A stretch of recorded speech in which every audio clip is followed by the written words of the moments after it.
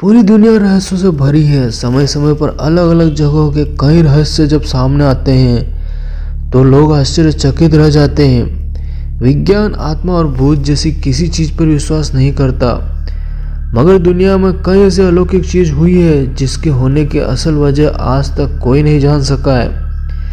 ऐसे ही कुछ विचित्र घटनाओं के बारे में चलिए हम आपको बताते हैं। जापान के टैक्सी वाले जो भूतों को बिठाते हैं।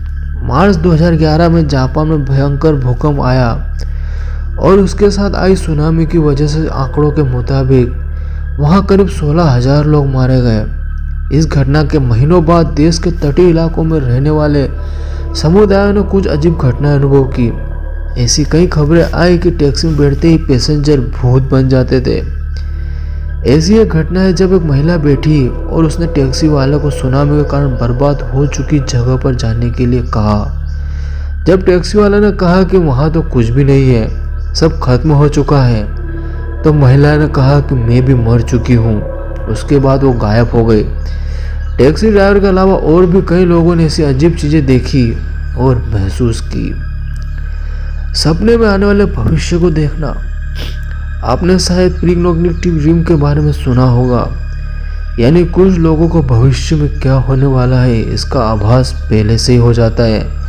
अमेरिका के 16वें राष्ट्रपति अब्राहम लिंकन के साथ ही ऐसा हुआ है। एक बार उन्होंने सपना देखा कि वो व्हाइट हाउस में बैठे हैं और कहीं से लोगों के रोने की आवाज़ आ रही है। लिंकन के खोजने की कोशिश की आखिर ये आवाज़ आ कहाँ से रही है।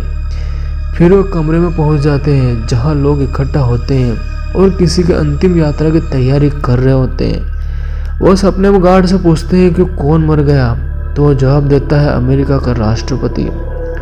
लिंकन ये सपना देख परेशान जरूर हो गए थे, लेकिन वो इन सब को विश्वास नहीं करते थे। उन्होंने अपने सपने के बारे में कई लोगों को बताया हुआ था। आपको जानकर हैरानी होगी कि इस सपने के कुछ दिनों बाद ही एक थिएटर में उनकी गोली मारकर हत्या कर दी गई थी। शांति देवी के पुनर्जन्म का अनोखा मामला। पुनर्जन्म को लेकर हमेशा बहस होती रहती है।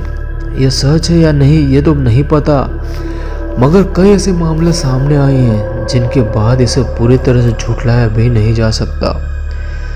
शांति देवी का मामला उन्हीं में से एक है। 1926 में जन्मी शांति देवी लोगों को अपने पिछले जन्म के किस्से सुनाने लगी थी, वो भी सिर्फ 4 साल की उम्र से ही।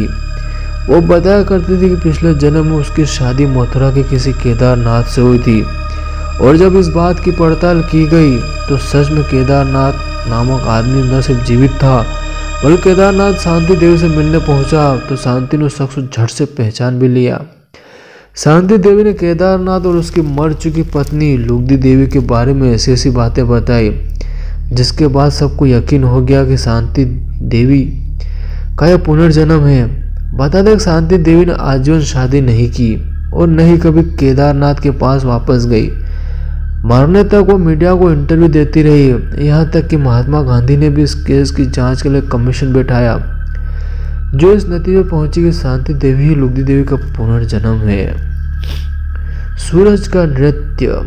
इस घटना को वैज्ञानिक भी नकार नहीं सके। करीब 1 लाख लोग इस घटना के गवाह बने थे। दरअसल पुर्तगाल में फातिमा में के 3 छोटे बच्चे रोजना, वर्जिन और मेरी के दर्शन के लिए जाने लगे। बच्चों ने मेरी से अनुरोध किया कि वो सबके सामने चमत्कार दिखाए। फिर उन्होंने यह खबर सब जगह फैला दी कि 13 अक्टूबर 1917 को चमत्कार होने वाला है। स्थानीय अखबारों में भी चमत्कार की खबर छपी। फिर दोपहर के समय जब बारिश रुक गई तो सूरज की रोशनी तेज न होकर बहुत मध्यम थी। वो डूबने की स्थिति में लग रहा था, लेकिन थोड़ी देर बाद वो तेज रोशनी के साथ ऊपर दिखने लगा। इस घटना को आधिकारिक तौर पर 13 अक्टूबर 1930 में चमत्कार घोषित किया गया। शैतान के पैर के निशान। फरवरी 1855 में इंग्लैंड के डेवन में स्थानीय लोगों ने देखा कि बर्फ पर रहस्यमय रूप से पैरों के निशान बने थे, जो 40 मील से 100 मील तक फैले थे। इनके बारे में अजीब बात यह थी कि ये केवल एक ही पैर के ही थे और काफ़ी दूर तक फैले थे। ये निशान जमी हुई नदी, मैदान और छत, दीवार और नाली के पाइप पर भी थे। स्थानीय लोगों ने इसे शैतान के पैरों का निशान बताया।